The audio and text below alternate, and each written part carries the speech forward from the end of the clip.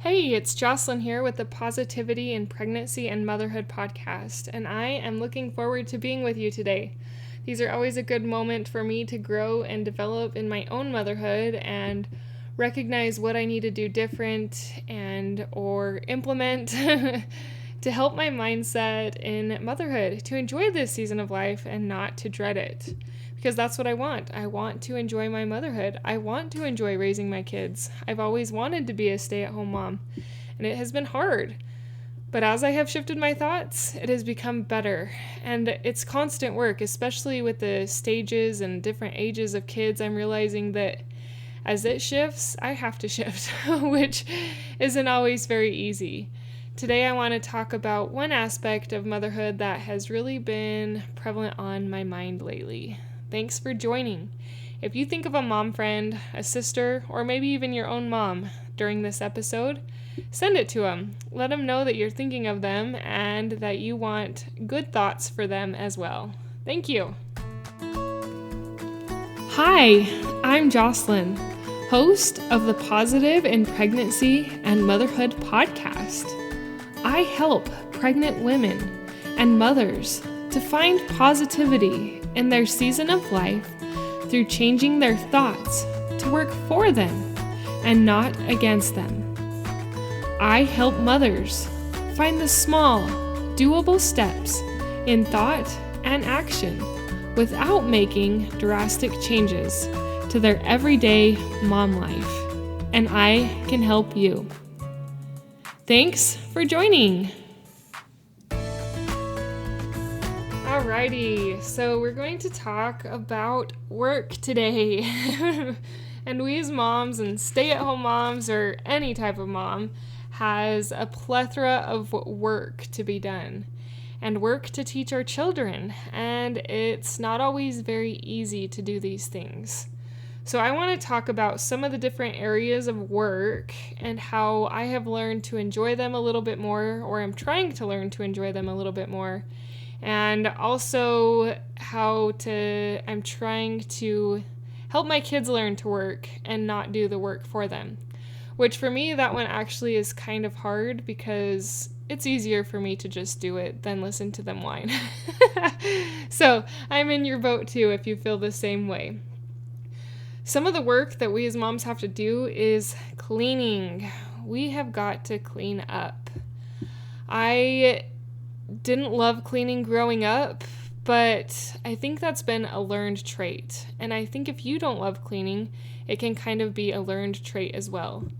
Something that helps me with my mindset when it comes to cleaning is I like to imagine how good I'm going to feel when I get it done, or the thoughts I'm going to have when I get it done, or how amazing it will look when I get it done.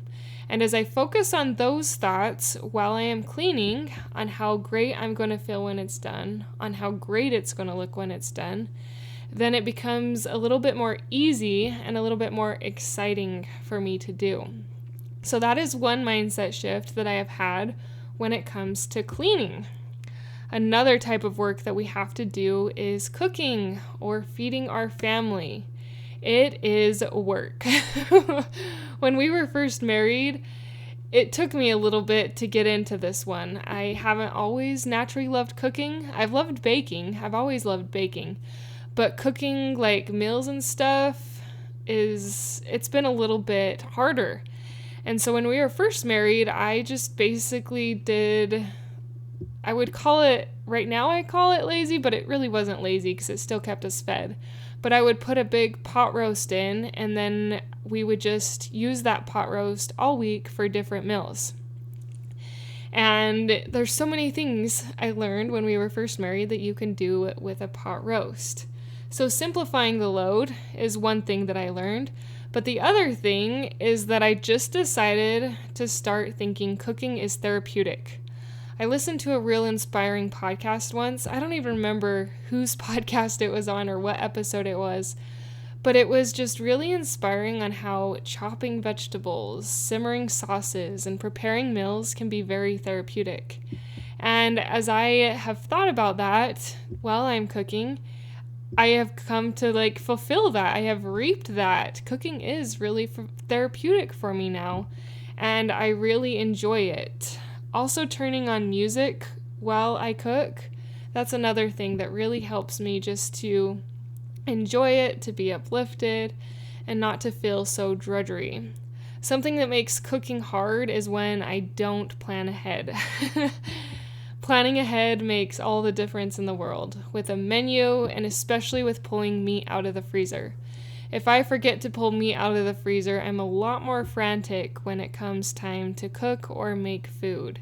So those are a few things I've learned to enjoy cooking better and to make it less stressful and less burdensome and more therapeutic. The third thing that takes work is your yard and your home. Taking care of a home is no joke, and taking care of a yard on top of that really can be a lot sometimes. And it can feel like a heavy burden and you have to do it all. Or at least those are thoughts that I have had. But you don't have to do it all. Have your kids get involved. This is where I am continually working on my mindset, especially lately, because I've got a few whiners who don't like to do the job, who don't like to do the work, and who cry and fight. And honestly, some days it would probably get done 10 times faster and 10 times easier if I would just do it. I am still coming up with learning good ways to make work more fun for my children, because I want my children to grow up learning how to work. That is going to be where they're going to feel a lot of satisfaction in life. It's where I feel a lot of satisfaction in life. And so if I can foster that love of work in them, then I think that they will like it better. So one example I have is that I have learned to like doing the dishes. When I was a kid, I hated it. I was the kid who really hated doing the dishes. I didn't enjoy it. But as I've gotten older, I really like doing the dishes. I like that the house clean, or the counters cleaned and the sink cleaned after doing the dishes. And I don't know. It's definitely taken time, but I've gotten there. And now my kids almost want to fight sometimes to do the dishes. And I think that's where example comes in. My example of loving doing the dishes has inspired them to want to do the dishes because they see me loving it. There is work that I still do that I do not like cleaning the tub and shower. Those I really don't like. And I'm still trying to teach my kids that there's going to be jobs that you don't like, that we just got to do them, even though they're not fun, even though you don't want to, even though it's not all your mess. And so I am trying to inspire that still and get better at it, because I don't love all the jobs either. Involve your kids in the work. Teach them to work. Even if it feels hard in the moment, they will thank you later for the work. I remember growing up, we had to haul wood. And it was hard work to haul wood from the back to the front. And I didn't like it. But I realized that some of that hard work my mom made me do was character building and character shaping. So that's another thought that has helped me shift into just taking all the work on myself because it's easier. Is that what you're doing when you have them work, even if they take way longer and whine way more, is that you're helping build their character. You're helping teach them what needs to be done, what work is, and how to do it without whining all day. And eventually I do think they realize that it gets done way faster if you just do it without whining and get it done. Anyway, those are some thoughts on work that I wanted to share with you today. You are an amazing mom. Don't forget that. You are doing amazing things in growing your family, in raising your children, and in taking care of them through hard work. Try on some of these mindset shifts and different thoughts and actual tacticals to implement in your mom job and see if they help you like they help me. If you have any tips for having kids or getting kids to work a little better without whining, I'm totally open. My email is always in the show notes, and I'd love to hear from you. Thank you for listening. Thank you for sharing. And most of all, thank you for applying what I am teaching into your life. Until next time, thank you for being a part of the Positive in Pregnancy and Motherhood podcast, for listening, for sharing, and most of all, for applying these tools into your own life to improve your own happiness so that you can find your own better thoughts for a better you in a positive pregnancy, in losing that stubborn baby weight, and becoming the mom you desire to be through taking small steps in thought and action to reach your goals.